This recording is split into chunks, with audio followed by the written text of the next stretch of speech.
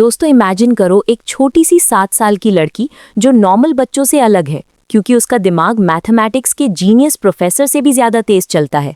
पर प्रॉब्लम ये है, दुनिया उसे स्पेशल नहीं डिफरेंट समझती है। और इस मूवी में हमें एक ऐसी ही बच्ची की कहानी दिखाई गई है। तो चलिए कहानी को स्टार्ट करते हैं। फिल्म की शुरुआत में फ्रैंक एडलर अपनी भतीजी मैरी को स्कूल के लिए तैयार करते हुए दिखाई देते हैं। वो उसे बताते हैं कि उन्होंने उसके लिए एक खास नाश्ता बनाया है, लेकिन मैरी स्कूल जाने में आनाकानी करती है और बहाने बनाती है। वो अपनी एक आंख वाली बिल्ली फ्रेड के बारे में भी चिंता जाहिर करती है। हालांकि फ्रैंक उसे भरोसा दिलाते हैं कि फ्रेड ठीक रहेगा और जोर देकर कहते हैं कि वो तैयार हो जाए। जब मैरी उस खास नाश्ते के बारे में पूछती है तो फ्रैंक बताते हैं कि वो बस अनाज का एक डिब्बा है जिस पर खास शब्द लिखा है, जिससे मैरी को बहुत निराशा होती है। उसे बस तक छोड़ने के बाद फ्रैंक देखते हैं कि मैरी पहली बार स्कूल जा रही है और उनकी पड़ोसिन रॉबर्टा उनके पीछे पीछे घर आती है और मैरी के स्कूल जाने को लेकर चिंता जाहिर करती है। उसे चिंता होती है कि कहीं मैरी के साथ कुछ बुरा ना हो जाए, और फ्रैंक भी उसके स्कूल शुरू करने को लेकर थोड़े परेशान नजर आते हैं। इस बीच स्कूल में मैरी उदास और बेगानी सी लगती है। जब उसकी टीचर मिस बोनी क्लास में घूमना शुरू करती हैं तो वो बच्चों से आसान सवाल पूछती हैं। मैरी को लगता है कि ये सवाल उसके स्तर से बहुत नीचे हैं, इसलिए वो बोनी और दूसरे बच्चों की तरफ साफ तौर पर निराशा भरी नज़रों से देखती है। वो बोनी का ध्यान इस बात की तरफ खींचती है, लेकिन टीचर इसके बजाय उससे कोई खास सवाल पूछना पसंद करती हैं। तो बोनी मैरी से और भी मुश्किल सवाल पूछना शुरू करती है और वो उन्हें बड़ी आसानी से हल कर देती है। हालांकि जैसे जैसे सवाल और भी मुश्किल होते जाते हैं, खासकर गुणा वाले सवाल, मैरी थोड़ी देर के लिए हिचकिचाती है। बोनी इसे रुकने का इशारा समझकर क्लास जारी रखने का फैसला करती है, लेकिन कुछ पल की खामोशी के बाद मैरी गुणा वाले सवाल सही सही हल कर देती है। बोनी कैलकुलेटर से उसके जवाब की जांच करती हैं और ये देखकर हैरान रह जाती हैं कि उसका जवाब कितना सटीक है। तभी उन्हें एहसास होता है कि मैरी कोई आम बच्ची नहीं है। उसी दिन बाद में स्कूल की प्रिंसिपल मिस डेविस क्लास में आती हैं और सभी बच्चे उनका बड़े आदर सत्कार के साथ स्वागत करते हैं, लेकिन मैरी का रवैया काफ़ी बेतकल्लुफाना होता है। वो ज़ोर से प्रिंसिपल से कहती है कि वो फ्रैंक को फ़ोन करके उसे स्कूल से ले जाने के लिए बुलाएं। उस दिन स्कूल की छुट्टी होने पर फ्रैंक मैरी को लेने आते हैं और बोनी को उनसे बात करने का मौका मिल जाता है।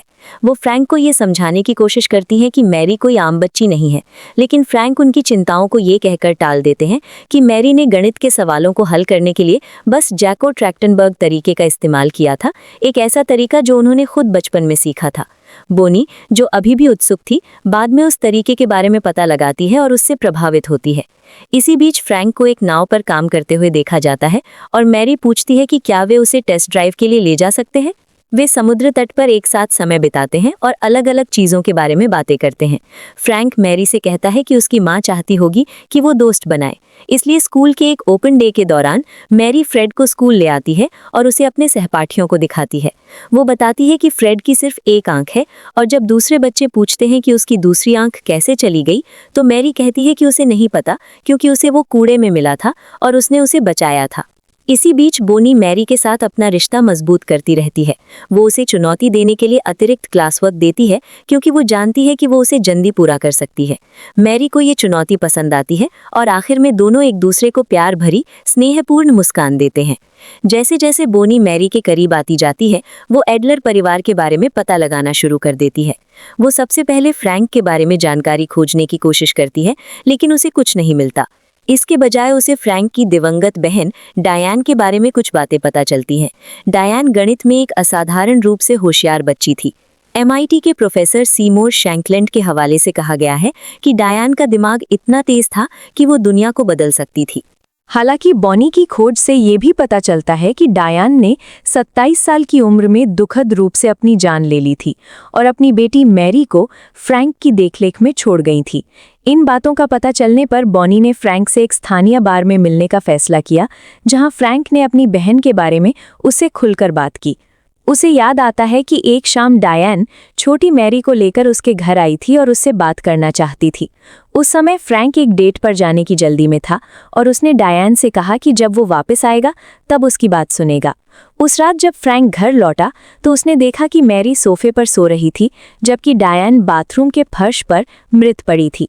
फ्रैंक ये मानता है कि हालांकि ये पूरी तरह से उसकी गलती नहीं थी, फिर भी वो खुद को इसके लिए जिम्मेदार मानता है और उसे इस बात का अफसोस है कि वो अपनी बहन के लिए उस समय मौजूद नहीं था। बॉनी पूछती है कि क्या परिवार में कोई और भी है, तो फ्रैंक बताता है कि मैरी के असली पिता ने उनके रिश्ते के 1 महीने के अंदर ही डायन को छोड़ दिया था और उसकी अपनी माँ एक सख्त अनुशासन प्रिय ब्रिटिश महिला है। कुछ दिनों बाद जब मैरी स्कूल बस से स्कूल जा रही थी तो उसने देखा कि उसका एक सहपाठी अपना प्रोजेक्ट उठाने में मुश्किल महसूस कर रहा है।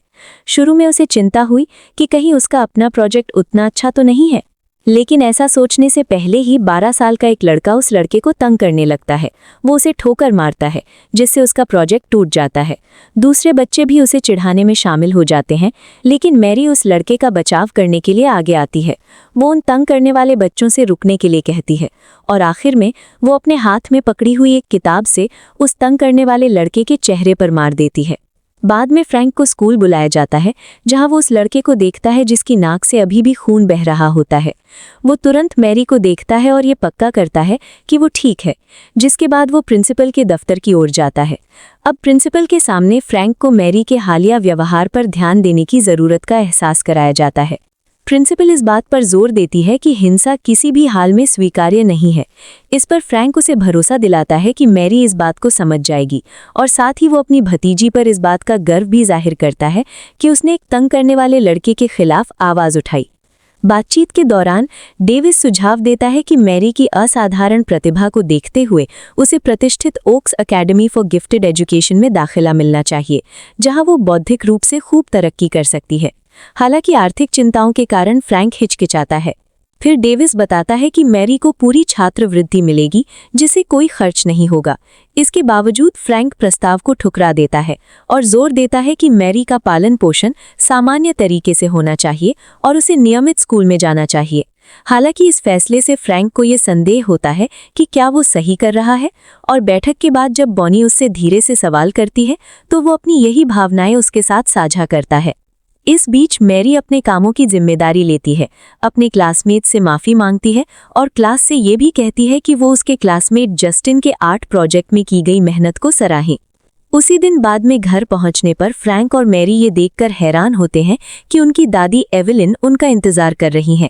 एवेलिन मैरी को एक महंगा लैपटॉप और एडवांस्ड अलजेब्रा की एक किताब देती हैं, लेकिन मैरी किताब के लिए ज़्यादा उत्साह नहीं दिखाती और कहती है कि वो पहले ही डिफरेंशियल इक्वेशंस पढ़ना शुरू कर चुकी है।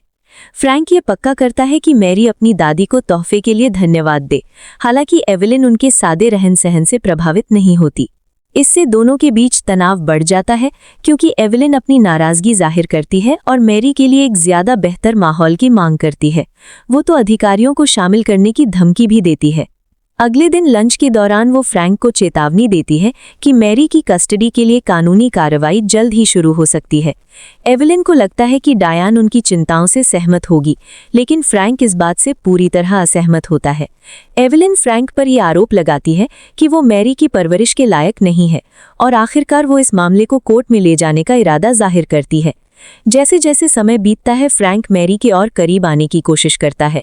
एक बार जब वो साथ में समय बिता रहे होते हैं तो मैरी उससे भगवान और आस्था के बारे में पूछती है। फ्रैंक ये मानता है कि उसकी कुछ निजी मान्यताएं हैं, लेकिन वो मैरी की सोच को प्रभावित करने से बचता है। वो इस बात पर जोर देता है कि मैरी के लिए अपनी खुद की राय बनाना ज़्यादा ज़रूरी है। वे अपनी एक मिलनसार नेबर रॉबर्टा के बारे में भी बातें करते हैं। जब आखिरकार कोर्ट की सुनवाई शुरू होती है तो एवेलिन के इरादे पूरी तरह साफ हो जाते हैं। उसकी योजना मैरी की कस्टडी हासिल करके उसे अपने साथ मैसेच्यूसेट्स ले जाने की होती है, जहां वो उसे एक बेहतर जिंदगी देने का वादा करती है। कोर्ट में केस की सुनवाई का रुख देखते हुए रॉबर्टा खुद आगे आकर कोर्ट में गवाही देने की पेशकश करती है ताकि फ्रैंक को मैरी की कस्टडी बनाए रखने में मदद मिल सके। हालांकि वो गवाही देने के लिए योग्य नहीं होती क्योंकि वो परिवार का हिस्सा नहीं है। मैरी को अपने पास ही रखने के लिए दृढ़ संकल्प फ्रैंक रॉबर्टा से एक रात मैरी की देखभाल करने का अनुरोध करता है। रॉबर्टा खुशी खुशी मान जाती है और मैरी उसके साथ एक बहुत ही खुशनुमा शाम बिताती है। वे दोनों मिलकर गाते नाचते हैं और खूब मस्ती करते हैं। इस बीच फ्रैंक और बॉनी एक शाम साथ में बाहर बिताते हैं और ड्रिंक्स लेते हुए उनके बीच नज़दीकी बढ़ती है। उनके रिश्ते में और भी ज़्यादा मजबूती आती है और उसी शाम फ्रैंक के घर पर उनके बीच कुछ अंतरंग पल भी गुजरते हैं। अगली सुबह जब मेरी घर से जल्दी से एक सीढ़ी निकालने की कोशिश कर रही होती है तो वो बॉनी को फ्रैंक के कमरे से चुपके से बाहर निकलते हुए देख लेती है। इस घटना से बॉनी और फ्रैंक दोनों ही शर्मिंदा हो जाते हैं और फ्रैंक गुस्से में प्रतिक्रिया देता है। उसे ऐसा महसूस होता है कि मेरी लगातार उसकी निजी जिंदगी में दखल दे रही है। उस गुस्से वाली बात से परेशान होकर मेरी भागकर अपने कमरे में छिप जाती है, लेकिन बाद में फ्रैंक के दिल से माफी मांगने के बाद दोनों में सुलह हो जाती है। इसी बीच एवेन बॉस्टन में मेरी से थोड़ी देर के लिए मिलने का इंतजाम करती है। वहां मेरी कुछ पारिवारिक तस्वीरें देखती है जिनसे उसे अपनी माँ और दादी के अतीत की झलक मिलती है।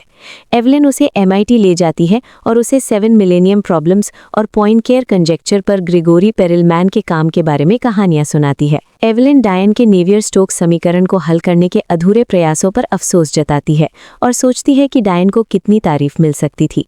मैरी इससे प्रेरित होकर अपना ये सपना बताती है कि एक दिन उसे भी उसके अपने बौद्धिक योगदानों के लिए सम्मानित किया जाएगा। इस मुलाकात के दौरान एवलिन मैरी को एक प्रोफेसर शैंकलैंड से मिलवाती है जो उसे एक मुश्किल गणित की पहेली देता है। शुरू में मैरी थोड़ी उलझन में दिखती है जिससे शैंकलैंड को उसकी काबिलियत पर शक होने लगता है। हालांकि जब वो अपनी नाराज दादी के साथ घर लौटती है तो मैरी को पता चलता है कि समीकरण में ही कोई गलती है। जब वे वापस आते हैं तो वो जरूरी सुधार करती है और पहेली को हल कर देती है। शैंकलैंड हैरान रह जाता है और जब वो पूछता है कि मैरी ने पहली बार में ही इसे ठीक क्यों नहीं किया तो मैरी उसे बताती है कि उसके अंकल हमेशा उसे बड़ों की गलतियां न सुधारने की हिदायत देते हैं। घर लौटकर मैरी फ्रैंक से कहती है कि हालांकि एवलिन अपनी तरीके से अच्छी है लेकिन वो उसके साथ नहीं रहना चाहती। फ्रैंक मैरी को भरोसा दिलाता है कि वो उसी के साथ रहेगी। कुछ समय बाद एक सोशल वर्कर पैट मैरी की भलाई का जायजा लेने आती है। बातचीत के दौरान मैरी फ्रैंक के बारे में बहुत प्यार से बात करती है, उनके बीच के गहरे रिश्ते के बारे में बताती है, जैसे कि साथ में अल्टीमेट फाइटिंग देखना, और इस बात को दोहराती है कि फ्रैंक ने उसे हमेशा अपने पास रखने का वादा किया है। मुश्किलों के बावजूद मैरी को फ्रैंक पर पूरा भरोसा है और उसे यकीन है कि फ्रैंक अपना वादा जरूर निभाएगा।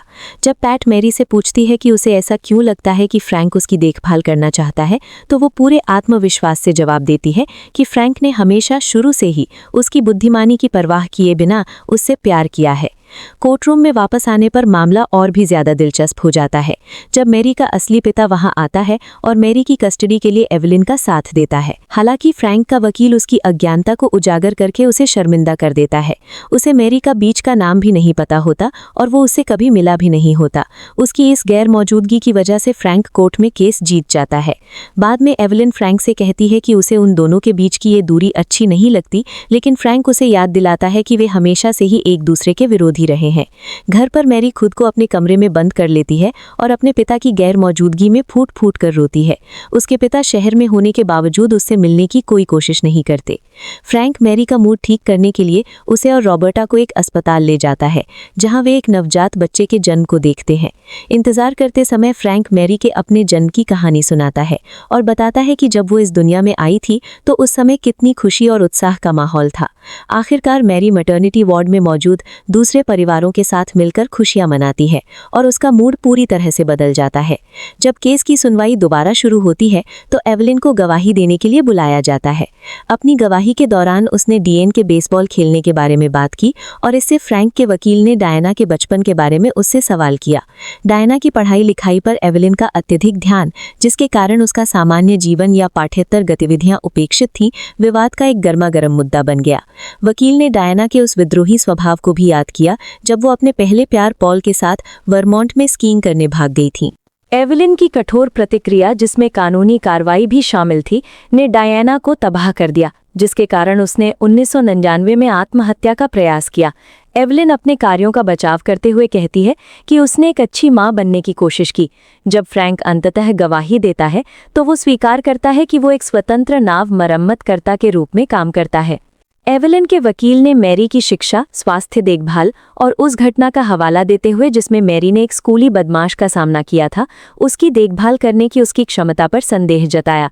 इसके अलावा वकील ने फ्रैंक के अतीत का भी जिक्र किया, जिसमें एक बार में हुई लड़ाई भी शामिल है जिसमें उसने एक रात जेल में बिताई थी। फ्रैंक ने लड़ाई को आत्मरक्षा बताया, लेकिन उसने अपने सामने आई कठिनाइयों को भी स्वीकार किया। सत्रों के अंत में फ्रैंक के वकील ने एक वैकल्पिक सुझाव दिया जिसके तहत मैरी को अस्थायी रूप से टैम्पा में एक पालक परिवार के साथ रहने के लिए भेजा जा सकता था। इस व्यवस्था से उसे 12 वर्ष की आयु प्राप्त होने पर अपने रहने की स्थिति के बारे में निर्णय लेने की स्वतंत्रता मिल जाती। हालांकि फ्रैंक इस निर्णय को लेकर दुविधा में था, लेकिन अंततः वो सहमत हो गया। जब उसने मैरी को पालक घर में छोड़ा तो उसका दिल पूरी तरह टूट गया था। मैरी रोते हुए उसे विनती करती है कि वो उसे छोड़कर ना जाए और उसे अपना वादा याद दिलाती है कि वो उसे कभी नहीं छोड़ेगा। इस बीच फ्रैंक और रॉबर्टा को मैरी की अनुपस्थिति के दर्द से जूझना पड़ा। समय बीतने के साथ फ्रैंक बोनी से अपने मन की बात कहता है और स्वीकार करता है कि उसने पहले बाल सहायता सेवाओं के बारे में सोचा था, लेकिन मैरी को जाने देने की हिम्मत नहीं जुटा पाया। अब वो अपनी परिस्थितियों के लिए खुद को दोषी मानता है। एक दिन जब वो मैरी से मिलने की कोशिश करता है तो पालक परिवार उसे बताता है कि वो उससे मिलना नहीं चाहती। ये सुनकर वो निराश होकर घर लौट आता है। कुछ दिनों बाद बोनी को गोद लेने के लिए पालतू जानवरों का विज्ञापन करने वाला एक पोस्टर दिखाई देता है जिसमें फ्रेड भी शामिल है। वो फ्रैंक को इसके बारे में बताती है और वो तुरंत आश्रय स्थल की ओर दौड़ता है। आखिरकार वो फ्रेड और 2 अन्य बिल्लियों को बचाने में कामयाब हो जाता है। वहां उसे पता चलता है कि फ्रेड को छोड़ने के पीछे एवेलिन का हाथ था।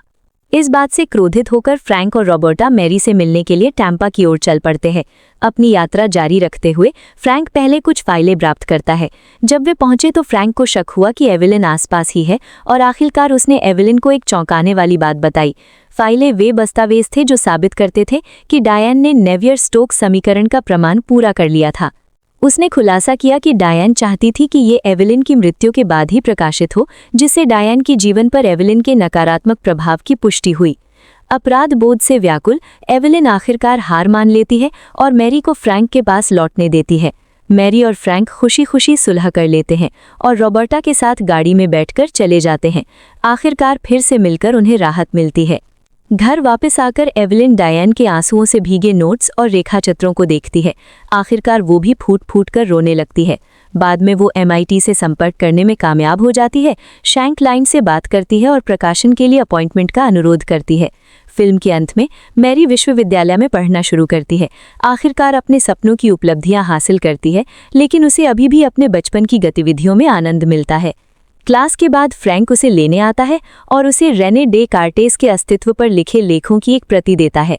मैरी मजाकिया अंदाज में उसके दार्शनिक ज्ञान को लेकर उसे चिढ़ाती है और उनका रिश्ता मजबूत बना रहता है। वो उसे एक पार्क में छोड़ देता है जहां वो गर्ल स्काउट्स के एक समूह में शामिल हो जाती है और खुशी खुशी उनकी गतिविधियों में हिस्सा लेती है। दूर से उसे देखते हुए फ्रैंक खेल के मैदान में मौजूद बोनी को देखकर गर्मजोशी से मुस्कुराता है। देखने के लिए धन्यवाद।